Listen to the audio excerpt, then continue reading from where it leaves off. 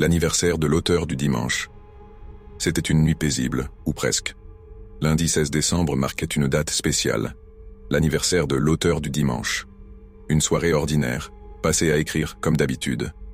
Mais cette nuit-là, tout ne se déroula pas comme prévu. Installé devant son ordinateur, il relisait sa dernière création.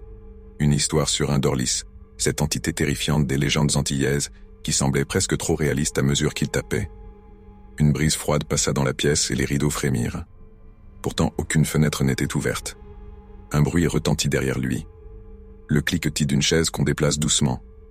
Il se retourna, mais la pièce était vide. La maison semblait étrangement calme. Trop calme. Ignorant la sensation de malaise, il se remit au travail. Le Dorlis choisit ses cibles avec soin. Écrivit-il, mais son écran s'éteignit brutalement. La lumière vacilla, plongeant la pièce dans une pénombre oppressante.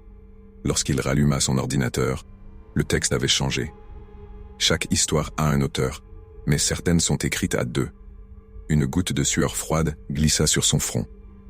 Il recula lentement, mais l'écran continuait d'afficher des mots qu'il n'avait pas tapés.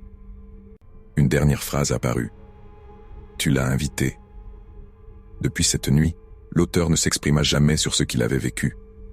Pourtant, ses récits prirent une autre tournure.